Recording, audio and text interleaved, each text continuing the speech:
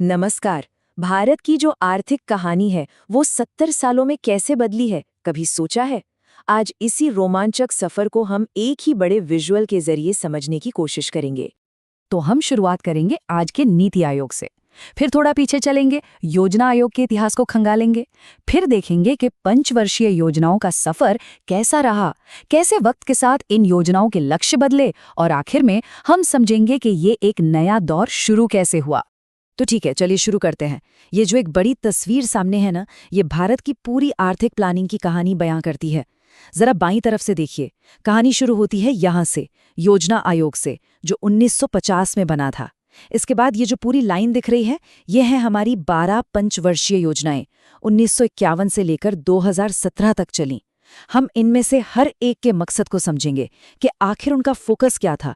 और फिर दाईं तरफ देखिए, यहाँ कहानी में एक नया मोड़ आता है। 2015 में नीति आयोग की शुरुआत होती है। तो एक तरह से ये पूरा नक्शा ही आज हमारी गाइड है, और हम इसके हर हिस्से में गहरे उतरेंगे, एक एक करके। तो सबसे पहले बात करते हैं उस संस्था की जो आज भारत की इकोनॉमिक स्ट्रैटेजी की कमान संभाले हुए है, यानी कि नीति आयोग। तो नीति आयोग को सरकार का सबसे बड़ा थिंक टैंक कहा जाता है। अब ये थिंक टैंक क्या होता है? आसान शब्दों में समझें तो ये एक ऐसी संस्था है जिसका काम है सोचना, रिसर्च करना और सरकार को नए नए आइडियाज और रणनीतियों पर सलाह देना, ताकि देश सही रास्ते पर आगे बढ़ता रहे। ये 2015 में बना था और इसका काम करने का तरीका भी बिल्कुल नया है। देखिए, पहले क्या होता था कि केंद्र सरकार ऊपर से निर्देश देती थी, मतलब एक टॉप डाउन अप्रोच थी। लेकिन अब नीति आयोग क्या करता है, ये केंद्र और राज्यों को एक टीम की तरह साथ लाता है ताकि सब मिलकर काम करें। अगर इसकी लीडरशिप की बात करें तो इसके अध्यक्ष खुद प्रधानमंत्री होते हैं, और जो दिन प्रतिदिन के काम हैं उन्हें उपाध्यक्ष और सीईओ संभालते हैं। तो ये तो हुई नीति आयोग की बात। लेकिन इससे पहले एक और संस्था थी जिसने दशकों तक भारत की इकोनॉमी को दिशा दी। जी हाँ, हम बात कर रहे हैं योजना आयोग की। और सबसे अहम बात यह है कि इसकी शुरुआत आज़ादी के फौरन बाद हुई थी। मकसद साफ था, एक नए आज़ाद हुए देश की अर्थव्यवस्था को सही पटरी पर लाना।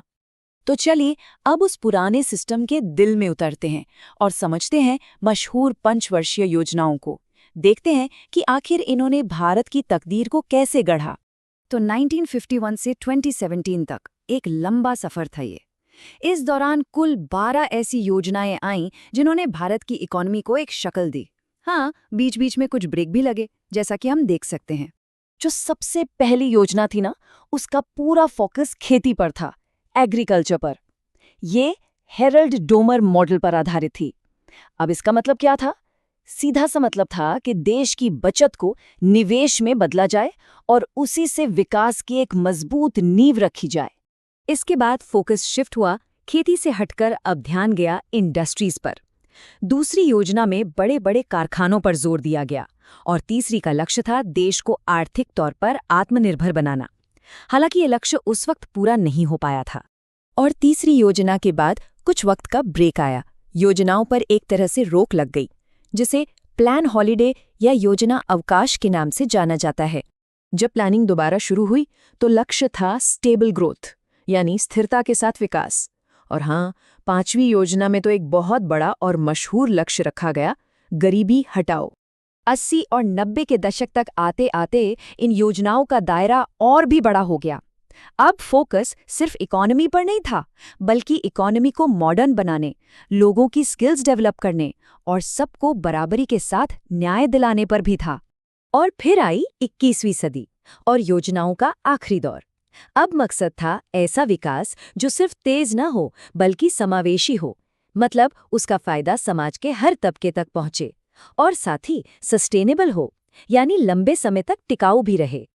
अब इन सभी योजनाओं के सफर में सबसे दिलचस्प बात क्या है?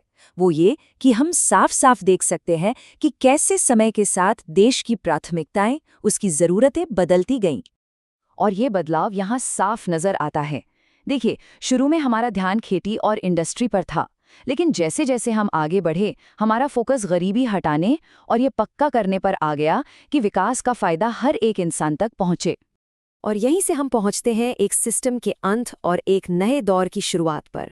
तो हुआ ये कि 2017 में 12वीं पंचवर्षीय योजना खत्म हुई और इसके साथ ही पंचवर्षीय योजनाओं का पूरा सफर भी आधिकारिक तौर पर खत्म हो गया और इसने नीति आयोग जैसे एक नए मॉडल के लिए रास्ता बना दिया। तो आखिर में ये एक बड़ा सवाल हमारे सामने खड़ा होता है कि जो पुरानी कठोर पंचवर्षीय योजनाएं थीं, उनकी जगह अब ये जो लचीला थिंक टैंक वाला मॉडल आया है, तो क्या ये नया तरीका, ये नई दिशा भारत के आर्थिक भविष्य को एक बेहतर कल की ओर ले जा पाएगी?